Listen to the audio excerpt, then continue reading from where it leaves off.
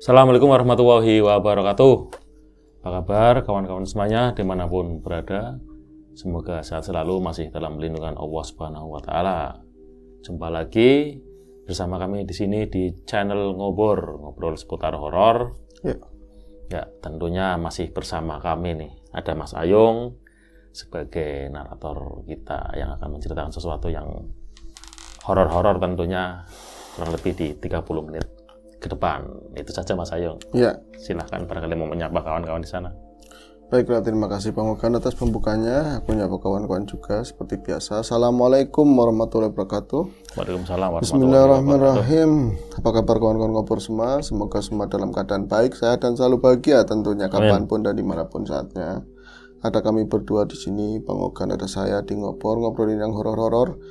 Terima kasih sekali sebelumnya untuk kawan-kawan yang sudah support kami dalam bentuk apapun. Semoga dikembalikan lagi dengan sesuatu yang lebih baik, begitu ya Bang. Amin. Langsung ke cerita Bang. Ngebut nih Mas Ayung. Iya, ada acara ini Bang. Apa ya, dadakan jadi nggak ada schedule sebelumnya begitu. Oke, ini ada sebuah cerita ya. Sebut saja ini cerita dari nama samaran aja ya, Mbak Rindiani. Masih ingat Rindiani? Rindiani. Ya, ada sebuah lagu dari Slam, artis Malaysia ya.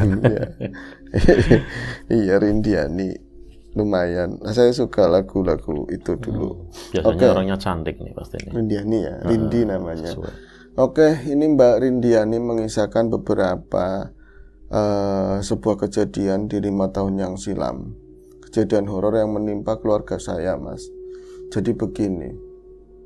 Saya waktu itu masih kuliah dan kemudian ya menjalani hari-hari seperti biasa. Di rumah itu bapak ambisinya nggak bisa dibendung. Saya sering ngomong sama orang tua begitu ya, Pak, jenengan udah punya semuanya. Kalau misalnya bisnis kecil-kecilnya kayak apa ya menghasilkan, saya bisa sekolah, terus kakak-kakak saya udah jadi orang semua. Artinya udah ya sedikit banyaknya sudah bisa layak lagi hidupannya sama suami istri masing-masing. Saya yang paling bontot aja kuliah dengan duit saya sendiri. Bapak itu duitnya masih saya tabung. Dia ada kerjaan paruh waktu, begitulah. Mbok ya sudah Pak, jangan ambisi itu diteruskan. Jadi bapaknya udah kaji, udah umroh ya berapa kali di kampung begitu, masih juga kepengen nyalon lurah untuk yang kedua kalinya Bang, karena di tempo dulu itu pernah gagal dan missnya cuman berapa angka ya, paling berapa orang, berapa digit nomor, akhirnya kan berapa digit nomor, selisihnya paling berapa, nggak nyampe 10. Akhirnya dia sangat berambisi untuk di tahun itu Mas, bapak saya nyalon. Sebenarnya sih bapak saya itu orangnya ini hangat-hangat tai ayam apa ya, hangat kuku. Enggak sih, enggak istilah itu enggak tepat. Jadi angin-anginan gitu. Angin-anginan, kadang-kadang kepengen, kadang-kadang begitu saja hilang. Tapi orang-orang di sekelilingnya itu kawan-kawannya, orang-orang yang berkepentingan, karena untuk memperjuangkan sebuah ambisi atau sebuah tadi ya jabatan walau kelasnya paling rendah lah di kampung, itu kan bakal menggelontorkan banyak uang, ada banyak pembentukan ini itu, ada tim khusus untuk divisi ini divisi itu. Akhirnya itu menjadi lahan basah untuk kawan-kawannya yang ngerong-ngerong bapak saya lah. Saya udah mencium itu dari awal, meskipun dari jauh. Ibu juga sering telepon, saya bilang gini, Bu, ya bapak jangan Bu diomongin baik-baik. Wis nok, tapi bapaknya kayak orang ngerti baik, kayak nggak tahu aja. Aturan kamu yang ngomong. Saya telepon sampai saya pulang kampung tetap. Jadi pada hari H mendekat tadi ya, pendaftaran, bapak itu seperti bukan bapak saya sendiri Mas. Artinya begini, perangainya sudah berubah. Kok begini ya, keras, kasar sama anak, apalagi saya anak perempuan, sama anak laki aja bapak nggak pernah begitu. Kok bentak-bentak, kayak nggak bisa diomong baik-baik sama sekali. Dia itu udah harus, pokoknya saya harus nyalon kepala desa, harus seperti itu ya, nggak bisa di otak-atik lagi. Akhirnya saya saat itu juga saya kalah dan saya terluka karena banyak omongan-omongan yang menyinggung perasaan saya. Ini di luar batasan, walaupun orang tua mah nggak ada istilahnya orang tua dosa sama anak ya, tapi dolim iya katanya. Saya itu berangkat lagi ke sana sampai saya hanya mendengar selentingan-selentingan dari ibu, dari kawan-kawan yang masih ini ya WA sama saya, ya masih terhubung sama saya bahwa di kampung tuh eforanya begini, bapak kamu orang-orangnya itu sudah mulai banyak yang begini begitu, termasuk saya dengar bapak itu sepertinya karena sudah ketutup banget ya, dan mungkin itu infus dari kawan-kawannya ataupun pengaruh-pengaruh bapak saya di bawah pengaruh yang sesuatu yang nggak kelihatan. Dia itu katanya apapun dilakukan supaya menang, apapun dilakukan saya supaya menang. Dan saya seperti saya marah, saya sakit hati sama orang tua, saya cuma mikirin ibu pokoknya ibu harus sehat, ibu harus hebat, nggak usah ikut-ikutan mikir yang puyeng. Tapi katanya no gimana saya mau sehat, wong saya itu hari-hari biasa ya sholat ya 5 waktu sebisanya, kalau malam sempat bangunnya sholat malam, sekarang tiap hari kudu sholat malam terus, wiridnya harus begini nyampe ribuan, harus begini kayak kian kering nemen ibu katanya, ibu udah kurus mikir supaya jadi katanya, belum capeknya itu belum capek ngeladenin orang di rumah orang banyak, terus sabar bu nanti kalau ini sudah selesai juga sudah begitu. Singkat cerita bapak saya memang jadi, bapaknya Mbak Rindia itu jadi, dan ketika acara pencoblosan itu ternyata katanya banyak clash di situ, cuman nggak sampai terjadi bentrokan yang fisik, tapi ada calon yang lain pendukung-pendukungnya nggak terima, katanya bapak saya main kotor, main iblis, main apa segala macam lah, dan saya itu cengah banget, nggak suka banget itu semua, sampai pada akhirnya saya nggak pernah menyimak lagi pesta-pestanya di rumah bapak saya, orang tuanya saya, pesta kemenangan kayak apa itu tetek banget, kayak nggak pernah ngikutin. Sampai suatu ketika sekitar mungkin 2 bulan kemudian saya ada telepon dari ibu bahwa bapak itu sakit keras dan dia katanya sudah nggak ke pabrik, sudah nggak ke sawah, ke ladang, itu sudah 2 minggu. Jadi benar-benar cuman ada di dalam rumah. Itu setelah pemilihan Kades berapa ini? 2 bulan. Oh, 2 bulan. Jadi udah pelantikan. Udah pelantikan. Iya, udah jadi.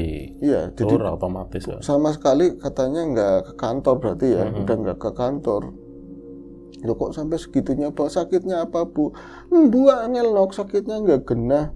Yang saya itu kok mau sakit kayak apa, saya jadi nggak peduli, dirawatin ini salah, dirawatin itu salah, didokterin nggak ada penyakitnya, tapi sifatnya jadi pemarah, jadi arogan, dan banyak keputusan-keputusan yang dulu itu yang baik-baik untuk warga itu kayak bapak itu ngaco pikirannya gitu loh. Jadi dia itu sering ngambil keputusan yang bikin marah warga. Jadi cara bantuannya orangnya sendiri yang harus dapat, timnya sendiri, terus banyak hal lah yang nggak penting-penting itu dibikin, diacarakan, yang penting ditinggal seperti itu. Itu baru 2 bulan ya? Baru 2 bulan, jadi kayak ngaco. Dia itu sering ngeluh pada sakit semua sini, badan sakit semua, itu udah mangkir di balai desa atau kelurahan udah 2 minggu. Udah 2 minggu, tapi nyatanya kalau di rumah kayak orang sehat, marah-marah pegawainya seperti itu. Akhirnya kan mas, saya penasaran, akhirnya saya pulang, saya izin pulang, tadinya sebentar jadi lama. Ada kejadian begini, ketika saya pulang, saya masih melihat beberapa orang ada di pelataran rumah kami cukup gede, dan ada bangku-bangku panjang di luar begitu ya, di dekat parkiran. Saya melihat orang-orang yang saya nggak suka dari dulu, karena perangainya yang kelihatannya kasar, dan dia juga kelihatannya orang pintar, tapinya ngomongannya itu sering nyakitin gitu loh. Bocah yuk, jadi bojone nyombe gitu. Kadang-kadang ngomong ke dia nih yang gak enak-enak, yang seakan-akan melecehkan. Saya nggak gubris, dan mereka itu ada. Tapi kali ini, dulu saya lihat mereka tuh berangasan, penuh percaya diri. Saat itu saya lihat mereka itu pada ngelentuk, pegangan rokok, kopi masih banyak begitu ya. Saya lihat ada 2-3 orang, mereka itu nggak saling ngobrol, cuman diem aja kayak orang gimana sih ya, kayak orang sedih sakit begitu. Mereka itu seperti itu. Nah, saya akhirnya saya nyapa begitu, Pak, kayak gitu tok, nggak ada sambutan yang kayak biasa-biasanya. Saya disambut sama ibu, Bu, kok suasananya kayak gini banget. Saya bukan orang yang bisa melihat tentang gaib ya, tapi merasakan kerennya itu saya merasakan energi yang jelek, yang nggak enak di seputar rumah, apalagi setelah saya masuk rumah. Panas luar biasa, sumuk, padahal saat itu musim hujan, tapi nggak terlalu lah ya. Itu aturan adem, rumah kami itu gentengnya tinggi begitu kan, aturan adem. Di depan rumah juga banyak ya kembang-kembang, pepohonan gede gitu kan. Saya masuk ke dalam rumah, hal yang saya paling tanyain, Ibu baik-baik saja, apakah Ibu sehat? Tapi meskipun saya bertanya, jadi meskipun saya nanyain Ibu sehat apa enggak, nyatanya di mata saya ngelihat ibu saya jadi kurus, matanya celong, menghitam. Dia itu gerakannya enggak aktif, kayak orang lunglai gitu ya. Lemah-lemah. Ibu nggak apa-apa, Ibu sehat. Sehat nok Ibu, alhamdulillah sehat. Tapi matanya becek kayak sekarang kan dia mau ceritain bahwa di rumah itu nggak beres. Saya nggak berani nanya Bapak di mana. Terus Ibu langsung ngomong, Nok, kamu kalau bisa kamu mau pulang mau jenguk Bapak. Iya, jangan deket-deket katanya begitu, langsung diomongin begitu.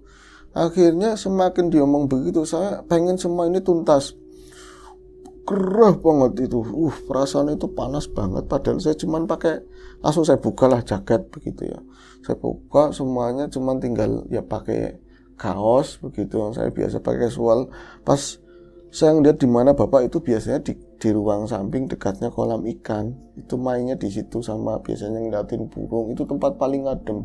Saya lihat di sana sekilas ya Mas, ini bener apa enggak? Saya pandangannya kayak diseliwerin. Jadi di satu ruangan, nanti sebelah luarnya itu udah kolam tadi yang biasa Bapak duduk-duduk.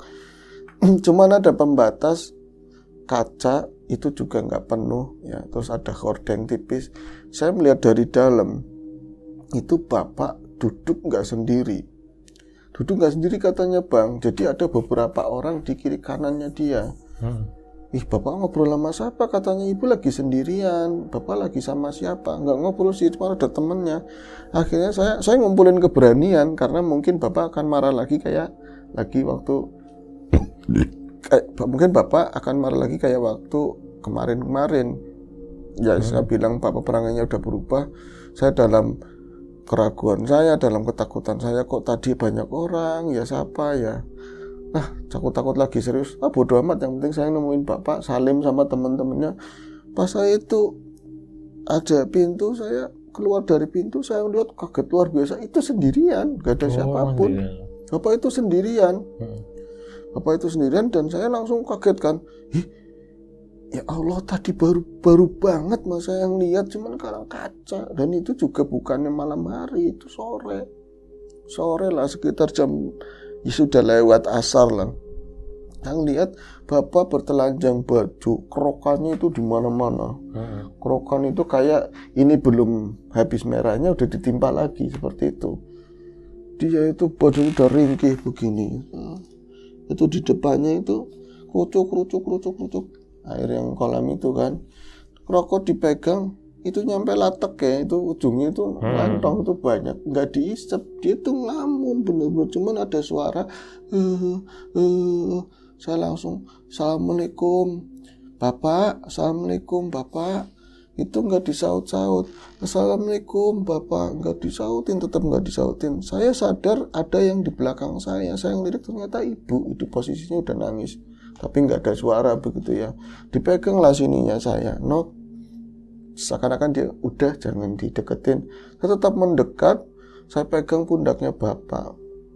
Pak, dia itu kayak jenggelak kaget, degelek langsung begitu ya, langsung, ngapain kamu kemari? Langsung marah-marahnya kayak bukan orang sakit, langsung boom. Dan disitulah saya merasakan energi yang panas banget, sangat panas banget. Kayak dulu-dulu itu saya di tempatnya Mbah, duduk di depan pedangan sama tungku gitu loh. Yang dari kayu rasanya kayak gitu panasnya. Saya langsung kayak ketabrak energi itu, saya mundur. Mau apa kamu pulang? Hah? Mau apa? Kamu ngetawain bapak? Hah? Ngomong yang saya nggak harapkan sama sekali, Pak. Bapak itu kenapa, Pak? Istighfar, Pak. Bapak kenapa? Kamu keluar, balik lagi sana, balik lagi, suruhnya balik lagi. Saya itu nggak bisa deketin, saya cuman bisa nangis. Ibu ngerangkul saya masuk ke dalam. Dan ketika saya masuk ke dalam, mau dituntut ke kamar saya itu langsung improv. Saat itu saya marah, saya langsung ke depan, ke orang-orang yang tadi di luar itu. Dan saya tahu mereka itu ada paranormalnya bapak yang biasa ngobrol-ngobrol huka-huka. Terus ada ya tim-timnya bapak langsung saya maki-maki di situ. Om, gitu kan, Pak, tolong tanggung jawab apa yang terjadi sama bapak saya. Kenapa bapak saya seperti itu sekarang? Kenapa perangainya begitu? Apa yang dilakukan kalian? Kenapa bapak itu ngapain? Saya itu nggak mau demi itu kemenangan begini, demi kayak gini bapak jadi berubah semuanya. Ibu kelihatan sakit, bapak saya begitu. Mereka itu nggak ada perlawanan sama sekali, mas cuma diem. Ngapunten Mbak Rindi, katanya seperti itu. Ngapunten apa? Kembalikan bapak saya kayak dulu. Mereka cuma diem aja. Saya sampai ngobrol meja. Itu saya udah marah-marahnya saya dalam hidup itu beranian banget. Saya langsung masuk, ladek-ladek lah ke dalam kamar. Ibu nyusul nangis, saya tuh nangis. Terus saya sambil nangis ngomong gini, Pak, Ibu, Bapak kayak gitu udah berapa lama? Ya, awit menang katanya. Dari pertama menang, tapi semakin kesini makin parah. Akhirnya itu saya diketok pintunya. Kamar itu nggak tertutup semuanya, pintunya itu diketok. Ternyata ibu ngelongok keluar, itu ternyata orang yang 3 di luar itu loh, mau ngomong sama saya katanya. Akhirnya saya ke ruang tamu, nemuin bapak-bapak yang bertiga itu. Mereka ngomong, katanya begini, Mbak Rindi, namanya wong kayak gitu kan ya pesta demokrasi. Ya, wong desa kita. Orang-orangnya mungkin belum siap buat demokrasi. Ada yang kalah, ada yang menang. Bapak Lurah itu menang, murni menangnya banyak. Tapi ya orangnya banyak yang gak suka. Bapak itu ada yang bikin, katanya begitu. Calon yang kalah. Jangan ngomong sembarangan, Pak. Saya bilang begitu, Mas. Yo jelas, Mbak. Wong udah ketahuan banyak yang ngomong begitu. Kami juga melihat secara batin begitu, katanya seperti itu. Bapak itu lagi terancam, bapak itu udah kena santet, kena ini, kena apa, berarti yang kalah itu nggak puas, Bang, katanya seperti itu. Lah kalian kan dukun, sampai ngomong begitu, kalian kan dukun, kalian Mbak, kenapa nggak ditangani? Ini lagi diusahakan, sampai kapan? Iya Mbak, ini lagi diusahakan, Mbaknya sabar. Tapi dari apa yang mereka ngomong diusahakan, mereka itu kayaknya nggak ada serius-seriusnya buat ngusahain, tapi mereka itu kayak ngambil keuntungan gitu loh, ngambil keuntungan dari situasi itu. Akhirnya saya suruh pulang, dan ibu dengan sopannya menyuruh mereka pulang.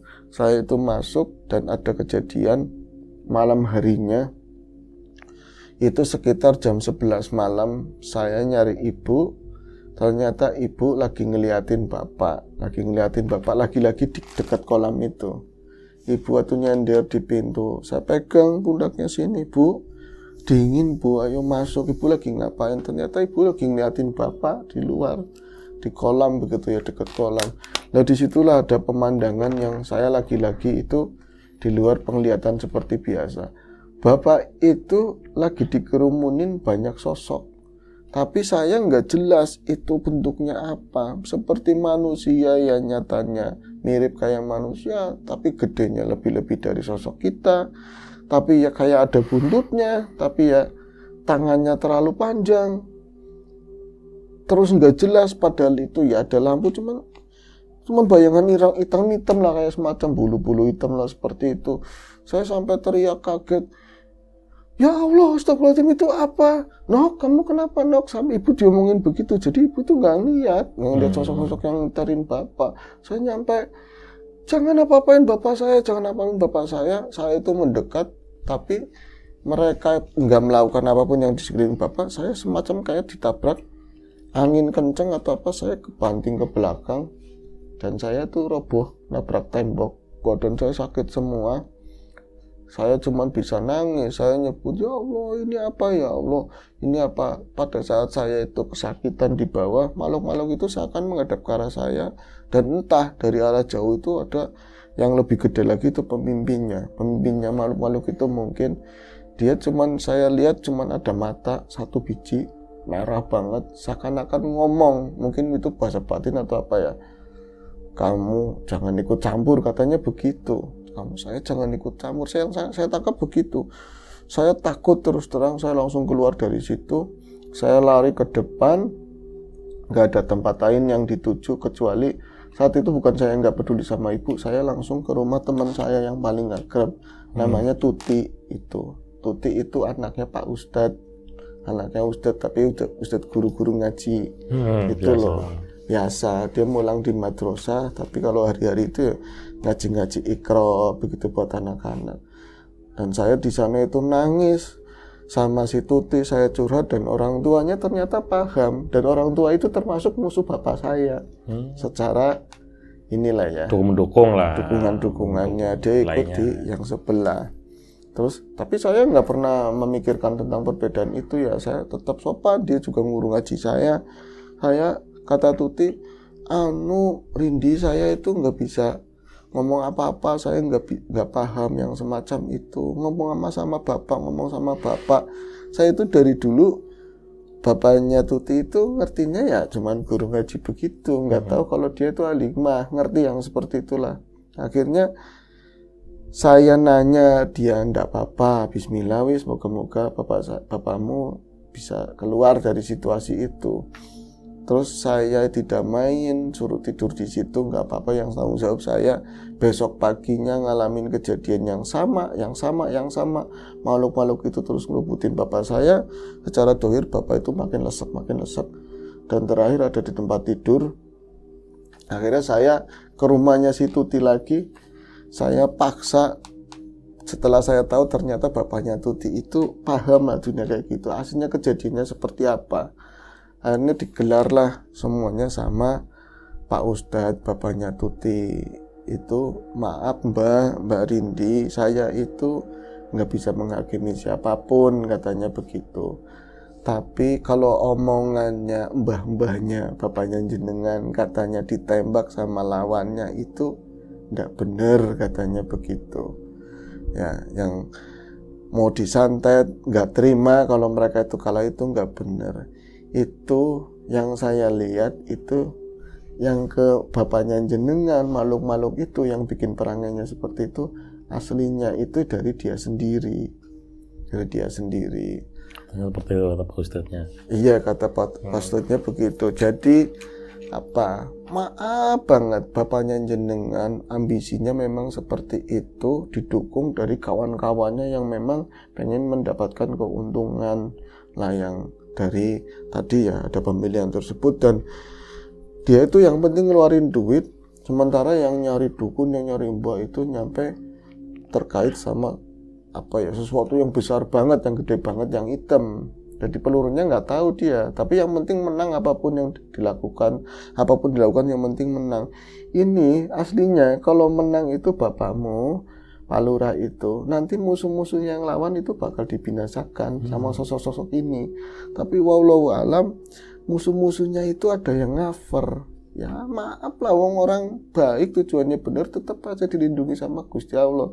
Jadi meskipun menang, si makhluk-makhluk itu tetap harus pengen ada bayarannya, ada imbalan, itu balik nyerang dirinya sendiri. Seperti itu Mbak. Terus saya dibilangin kayak gitu, semakin takut. Ada solusinya apa? Saya nggak tahu. Yang jelas kalau bapakmu itu masih ada waktu jalan pertobatan, katanya. Jalan pertobatan, bahwa yang dilakukan salah, minta tolong sama Gusti Allah. Pak, nggak adakah yang bisa menenangkan bapak? Katanya, ya doa anak soleh, tetap doain bapak kamu sebaiknya dan ngomong baik-baik. Ngomonglah, saya pulang dari sana ngomong ke bapak, tetap aja, kayak dia itu udah kayak ketutup begitu. Bapak saya udah ketutup.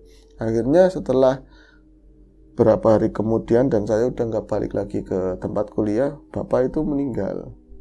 Bapaknya si tadi Mbak Rindiani akhirnya nggak tertolong, dia meninggal. Dan mengenaskan sekali, saya nggak bisa cerita ke orang-orang ya, maksudnya meninggalnya seperti apa itu ditutup dari halayak.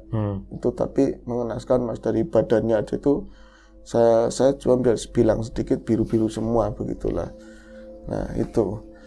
Terus beberapa kader-kader dari dia, termasuk mbah-mbah yang tadi juga ada yang meninggal juga, ada yang lagi sakit parah. Pokoknya bisnis-bisnis pada hancur, itu yang belain bapak saya. Begitu. Jadi ya cerita ini saya nyampein ke sampean, buat disampaikan ke teman-teman. Apa sih namanya harta tatawan itu ya, itu tadi kedudukan, ambisi, sampai mengalahkan segala cara. Kadang-kadang nggak semulus apa yang dia pikirkan, nyatanya ya bisa nyerang dirinya sendiri fatal gitu ya. Kadang gini sih Mas Ayung ya. Dari kita kan nggak ada niat walaupun kita itu mampu, punya segalanya lah, umpama harta bisa buat. Sekarang kan udah terang-terangan kan. Iya. Terus Ngasih kita udah nggak ada kepikiran ke situ. Cuman kan ada orang lain yang membisiki, betul. Apalagi yang punya kepentingan seperti itu makanya. Jadi akhirnya termotivasi sendiri pengen coba gitu. Nah kalau udah masuk situ, pikirannya ya harus menang. Makanya. Dan ternyata yang kasus seperti itu tadi dari cerita Mbak Rindi dan banyak di seputar-seputar beberapa desa yang memang ada kemudian itu ternyata banyak sekali dan sampai memakan korban. Itu sangat miris sekali ya Bang ya, demi sebuah ambisi nyampe apapun dipertaruhkan. Makanya kami bilang kalau misalnya pemilihan legislatif, pemilihan presiden di desa itu kurang terasa. Tapi kalau kades itu ya karena sosok figurnya kita tahu. Iya. Dan kader-kadernya kita tahu, kadang teman kita sendiri atau saudara kita itu cerita dari Mbak Rindi ya, nama samaran, ada hal semacam itu. Ini tadi ya, betapapun bukannya kita menggurui atau apa, ambisi ya Bang ya, yang namanya ambisi, keinginan seperti itulah duniawi, tetap manusia hidup itu diandung ya seperti itu. Kita bisa menafikan, meredakan atau enggak, kembalinya ke diri kita sendiri. Iya. Ya itu saja, karena waktunya udah cukup lumayan ini siang ya. Iya. Lumayan siang, kita ada aktivitas lain di luar sana. Kita akhiri dulu. Sampai jumpa di ngobrol selanjutnya, mungkin masih sama saya atau sama Mas Siram Biru. Itu saja, semoga menghibur kita semua. Salam ngobrol. Wassalamualaikum warahmatullahi wabarakatuh.